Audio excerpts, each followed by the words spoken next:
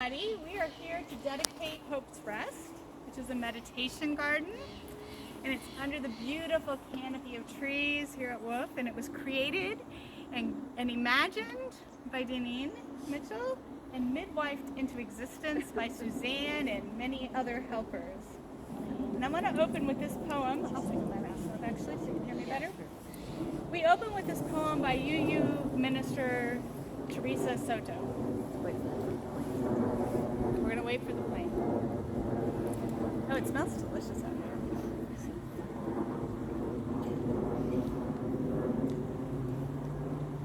Michelle, it's too bad your dog is so unfriendly.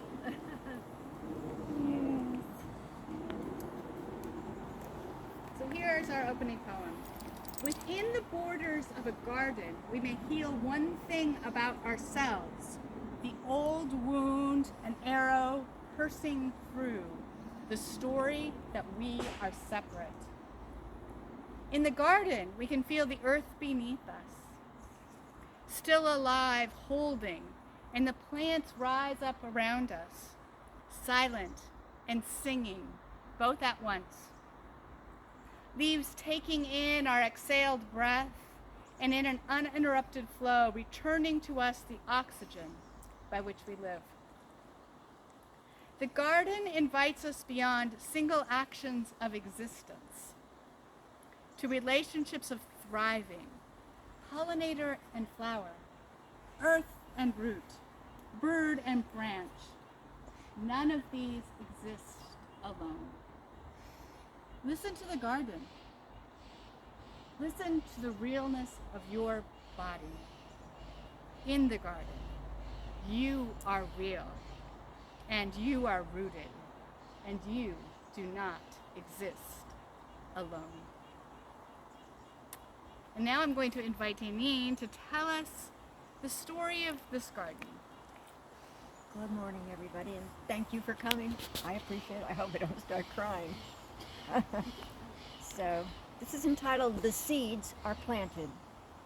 I had an opportunity to visit the Sacramento UU Church back on the 2nd of September, 2017. Outside, there was an area with lots of rocks in this special little area. If you can close your eyes and envision a walkway going around, a pond of rocks, no water, and this old rugged-looking root. Picture of it.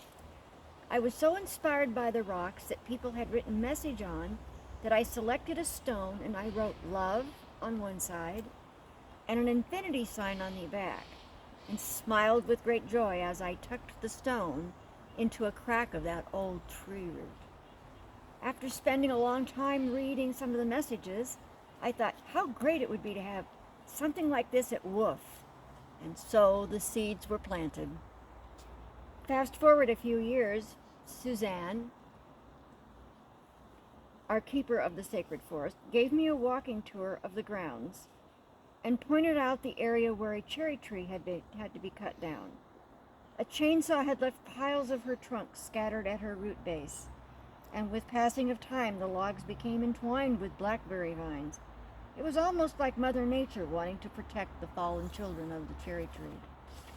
Another year passed, and on the 28th of September, 2018, it was a Sunday, while gazing out the sanctuary window, while Tracy was speaking, I've asked her what it was, obviously, that I was gazing out the window and I had a vision.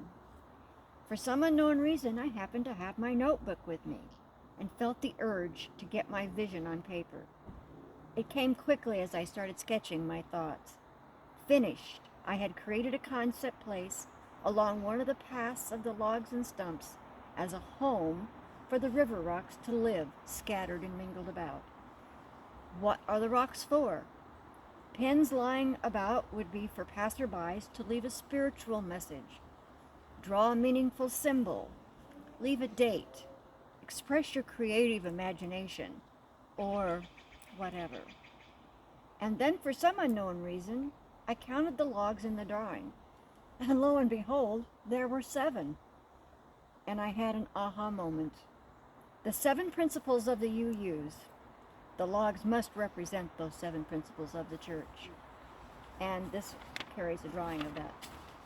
As we started playing around laying paths out with pink flags, arranging the logs, I suddenly realized that we were placing them around the original stump. It dawned on me that stump was the heart of the tree, and its roots still firmly planted in the soul of the sacred forest floor. Her roots, no doubt, still intermingled with the family of trees that create the forest. And now I realize that the cherry stump should represent the UU Church, strong in her beliefs, surrounded by 8 logs. At that time, there was no 8th principle, but it had become to pass that there would be an 8th soon. So what was supposed to be a waterless pond for river rocks has turned into something more special. It is a place to ponder and has been named Hope's Rest. A place to come and sit on a stump or a bench, ponder life or meditate, perhaps listening to birds sing or hear the rustling of leaves caused by gentle breezes, or maybe just to watch the butterflies dancing amongst the shimmering leaves. This exercise is also known as forest bathing. Whatever brings you here, my wish is that you will find clarity, joy, and peace.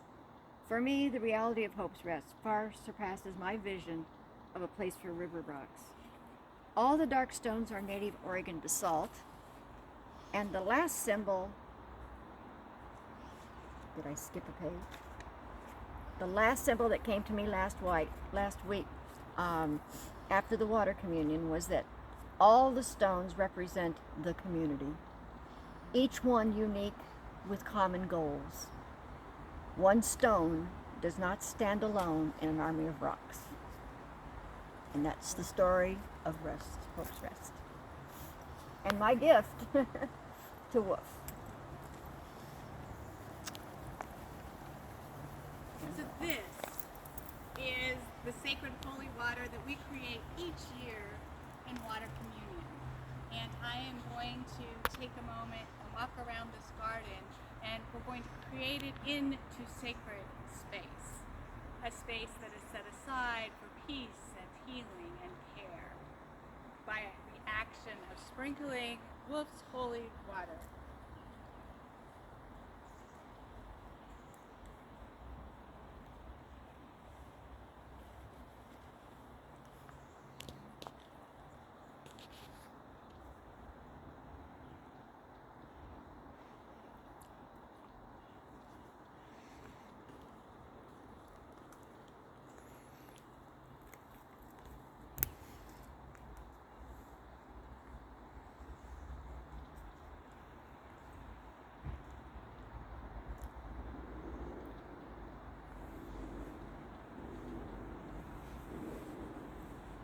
So now I bless this space. May it enfold those who seek its peace. May it connect them with their heart, with the holy, with the earth. May those who ponder, pray, or meditate find this place, in this place, the experience of the healing power of the trees and of the ground. May this place always be a blessing to those who seek it. So this is the time that I'd like everyone just to take a deep breath and be here in this beautiful, beautiful space. And just take a moment and feel what sort of word or phrase comes up to from your being about this place. And then I'm going to invite each of you, as you wish, to come forward and take one of these markers and write the word that comes up from you onto a stone to leave here in this beautiful place for others who will follow you.